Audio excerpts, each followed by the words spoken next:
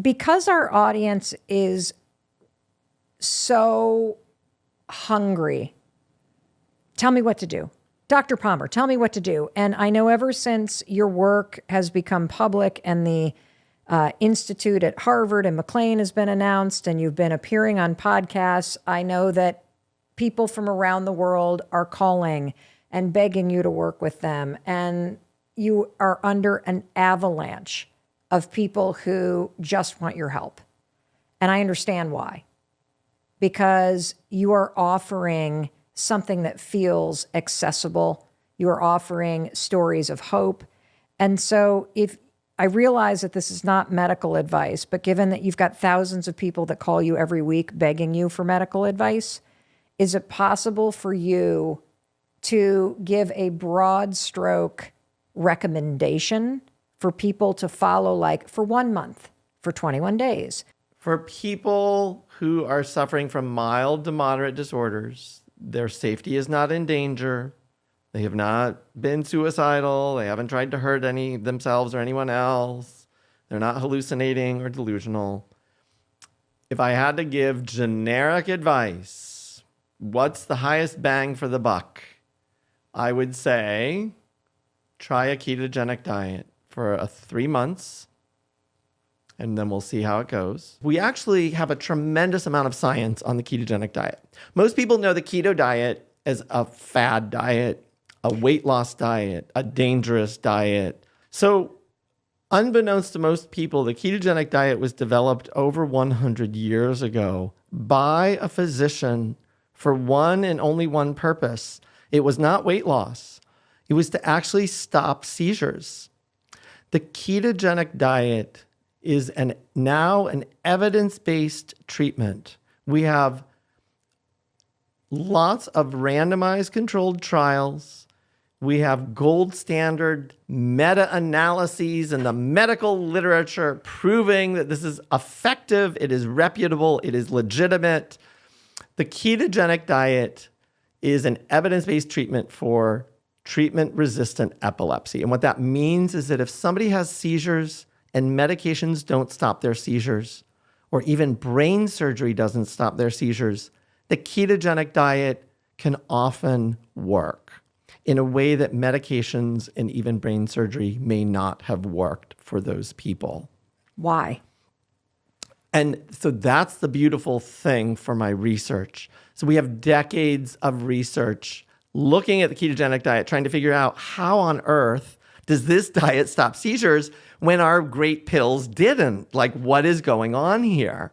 And so we know that the ketogenic diet is having profound effects on the brain function. It's changing neurotransmitters. It changes gene expression. It decreases brain inflammation and body inflammation as well. Central to my thesis, it actually improves mitochondrial function, which in a nutshell means it's improving metabolism, and in particular, brain metabolism.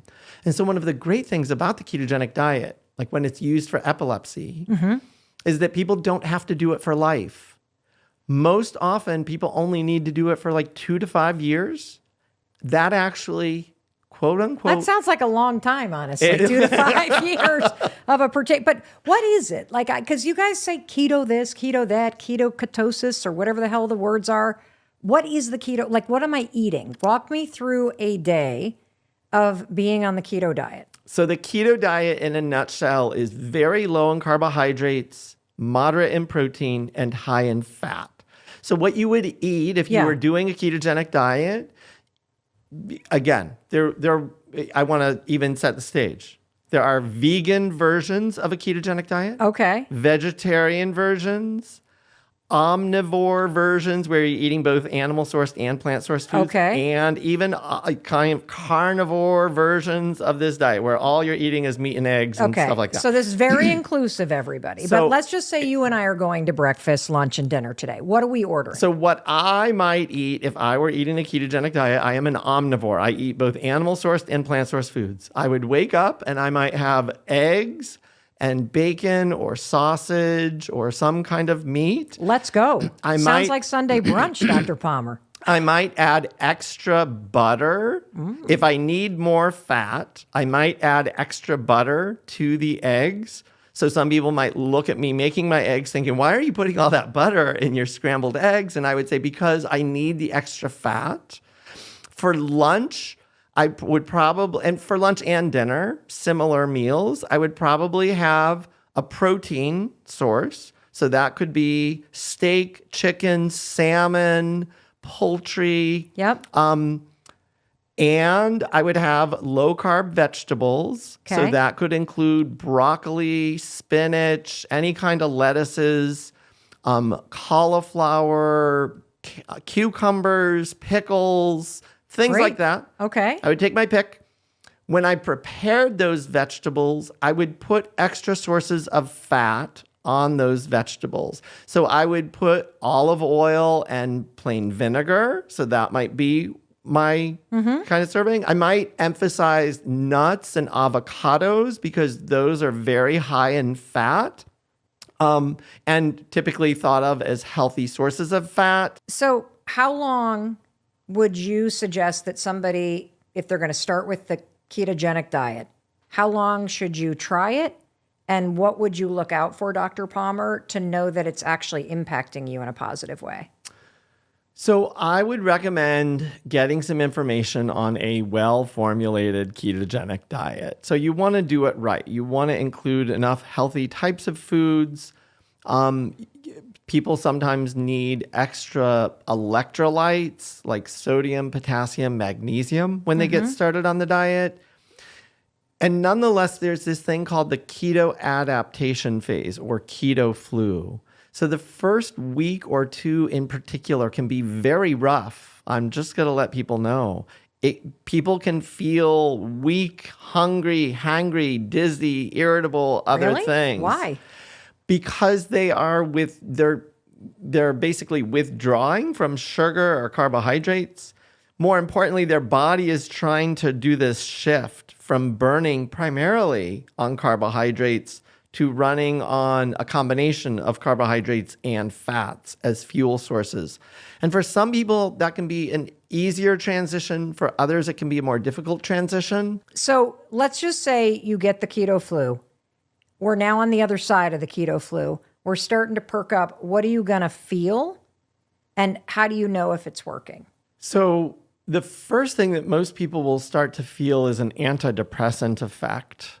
And so they will start to notice that they just feel lighter. They have a little more energy. Their brain starts working a little better. Some people might notice that their sleep is feeling more restorative. So if there's somebody who usually has to use an alarm, push the snooze button several times, they might start to notice that it's easier to wake up in the morning. They get going faster than normal. Some people will notice, if you're a power lifter, for instance, or a weightlifter, you will notice a decline in your ability to lift weights for about 2 months. And it will come back. For people using this for mental health, it's usually not a lifelong diet. What? A lot of people will do it for 1 to 5 years. They actually reinvigorate their metabolism, or most importantly, what that means to me is that they're improving their mitochondrial health. Yep. And that actually can then persist so that you've actually done some healing work on your body. And so that if you go back to a whole foods, still a healthy diet, I'm not encouraging people to go back to a junk food diet with a lot of processed foods. But if they start adding back carbohydrates, even complex carbohydrates, whole grains or potatoes and other things, they may do extraordinarily well. And again, I want to be clear. I don't necessarily recommend the ketogenic diet for everyone. Not everybody needs it. Some people can just get rid of the junk food and the processed foods. Some people can just get rid of the extra sugar in their diet and do spectacularly well. So they might do well on a paleo diet or Whole 30. Whole food, Whole 30, or a vegetarian or vegan, whole food, plant-based diet. There are lots of options. Okay, great. So eating healthy. What's the next step in your brain energy protocol?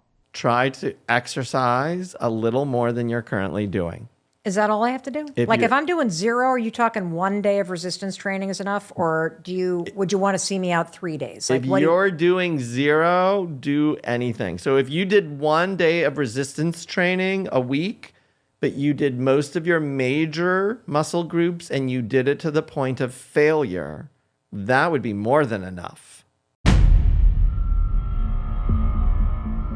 50% of US adults currently has prediabetes or diabetes. 50%?